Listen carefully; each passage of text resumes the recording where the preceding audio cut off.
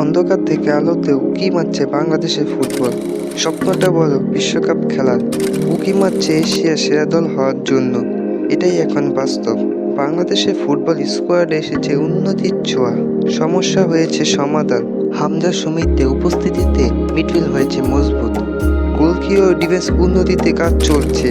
বাংলাদেশের সবচেয়ে বড় সমস্যা ছিল নাম্বার 9 স্ট্রাইকার বক্স পজিশন। এই সমস্যার সমাধানে এসেছে 4 জন অরিজিন ফুটবলার: জায়ান হাকিম, টেবর ইসলাম, নোনান সুলিবান এবং মাহি খান। ইতিমধ্যে বাংলাদেশ ফিফা এশিয়ান কাপ খেলার জন্য ফিফার কাছ থেকে অনুমতি পেয়েছে। বাংলাদেশ স্বাগতিক ইন্দোনেশিয়া গ্রুপে আছে। ইন্দোনেশিয়া ছাড়াও মালয়েশিয়া এবং সিঙ্গাপুরও আছে। এই 3টি দলের সাথে বাংলাদেশের ফুটবলের ফলাফলটা ভালো না। ইন্দোনেশিয়া ও মালয়েশিয়ার সাথে একটি ম্যাচ জিতেছে, তাও পুরনো কথা।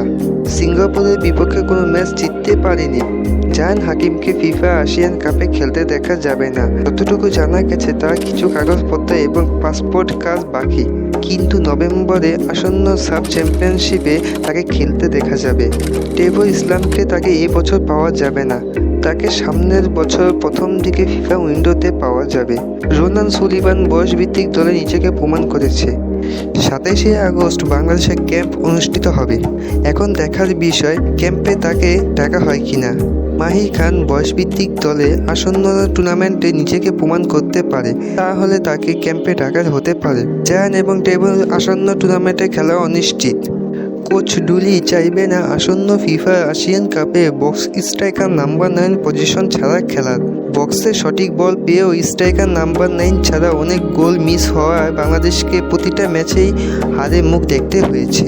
একজন স্ট্রাইকার ছাড়া বাংলাদেশের জেতা খুব কঠিন। যেহেতু জায়ান এবং টেবরকে পাওয়া যাবে না, তাই নোনান ও মাহি খান হতে পারে বাংলাদেশের শেষ ভরসা। এখন দেখার বিষয় তাদের কি কোচ ক্যাম্পে ডাকেন কিনা। এবছর 4 জনকে একসাথে পাওয়া না গেলেও সামনের বছর 2টি বড় আসর, এশিয়া কাপ কোয়ালিফায়ার এবং 2030 ফিফা ওয়ার্ল্ড কাপ কোয়ালিফায়ার খেলবে বাংলাদেশ। তখন তাদেরকে একসাথে পাওয়া যাবে। তাদের হাত ধরে বাংলাদেশ দেখবে নতুন স্বপ্ন। মোহাম্মদ সায়াম অনিক, ধন্যবাদ।